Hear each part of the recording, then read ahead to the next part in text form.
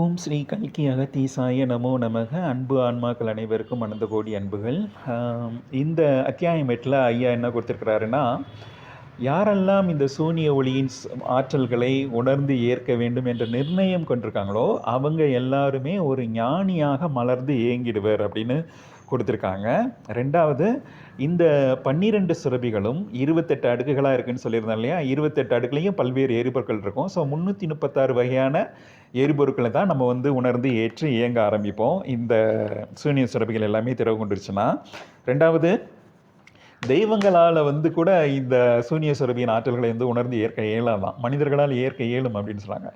ஏன் சில தெய்வங்கள் மனித பிறவியை எடுத்துக்கிறாங்க அப்படிங்கிறதுக்கு காரணமும் கொடுத்துருப்பாங்க. எந்த ஒரு உயர் தெய்வம் மறந்து போச்சு. அவங்க இந்த மனித உருவேற்று இந்த விண்ணுலகில் உள்ள பல்வேறு படிநிலைகளை உணர்ந்து ஏற்றி கழிக்க வேண்டும் அப்படின்னே சில பேர் பிறவி எடுத்திருப்பாங்களாம். மேபி இப்போ அதில் நான் பொருத்தி பார்த்துக்கிறேன். எப்படின்னா, நான் சில சமயம் நான் பேசுகிறது ஆணவத்தினால் பேசுகிறதா நீங்கள் நினைக்கக்கூடாது. நான் சொல்ல விரும்புகிற கருத்தை ஸ்ட்ரெயிட் ஃபார்வர்டாக, நேர்மையாக, ஹானஸ்ட்டாக சொல்கிறேன்னு எடுத்துக்கணும். சரிங்களா?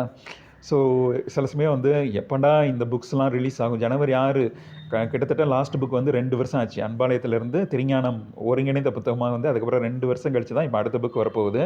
இந்த புக்கெலாம் எப்போ வரும்னு ஏங்கிக்கிட்டே இருப்பேன். ரெண்டாவது, ஏதாவது ஒரு பயிற்சி கொடுத்தாங்கன்னா அந்த பயிற்சி இப்போ இது வரைக்கும் அன்பாலயத்தில் என்ன பயிற்சி கொடுத்தாங்களோ அட்லீஸ்ட் அதை நான் ஒவ்வொரு டைமாவது செஞ்சுருப்பேன். இப்படி எல்லா பயிற்சிகளும் செஞ்சு எல்லா நிலைகளையும் உணர்ந்து ஏற்று பல்வேறு போராட்டங்களை ஏற்று நம்ம விடுதலை அடையணும்னு இருக்கிற நிலை கூட ஒன்று இருக்குது, ஒரு ஸ்டேஜ் இருக்குது. எல்லாத்தையும் உணர்ந்துக்கணும், எல்லாத்தையும் படித்து தெரிஞ்சிடணும். எந்த அருளுரை நைட்டு 12:30 மணிக்கு அருளுரை கேட்பேன் நான். ஏன்னா 12:30 மணிக்கு அவங்க ரிலீஸ் பண்ணுவாங்க. ஆட்டோமேட்டிக்காக முழிப்பு வந்துடும். அப்புறம் நான் ஒரு டைம் கேட்டுட்டு அதுக்கப்புறம் ரெக்கார்ட் பண்ண ஆரம்பிப்பேன்னு வைங்க.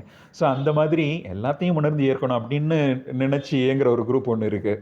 ஒரு குரூப் என்னென்னா பணிவு, பக்தி, சரணாகதம், தொண்டு, அந்த மாதிரி போகிற ஒரு குரூப் இருக்குது. ஸோ எல்லோரும் அவங்கவுங்களுக்கு என்ன வழி ஈஸியாக இருக்கோ, எந்த வழி தோன்றுதோ அந்த வழியை நம்ம எடுத்துக்கலாம் இல்லையா? ஒன்றது பேரூர், உள்ளது பல வழி என்றது போல இருமுச்சமயங்களும் நன்றது தீதுது என்று உரையாளர்கள் குன்று குதித்தெழு நாய் ஒத்தார்களே அப்படிம்பாரு திருமூலர்.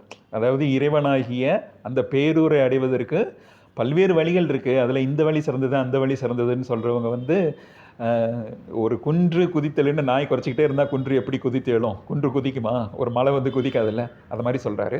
ஸோ பல வழிகள் இருக்குது. எனக்கு தெரிந்த வழி நான் எல்லாத்தையும் அறிந்து உணர்ந்து எப்படியாவது இந்த பயிற்சியில் என்ன கொடுத்துருக்காங்க, அந்த பயிற்சியில் என்ன கொடுத்துருக்காங்க, இந்த புக்கிலேருந்து இந்த ஒரு பாயிண்ட் எடுத்து இந்த பாயிண்ட்டோட கனெக்ட் பண்ணால் தான் இந்த பாயிண்ட்லாம் புரியும் அப்படின்ற மாதிரி ஆராய்ச்சிகளாக நான் நிறையவே ஈடுபட்டுருக்கேன்.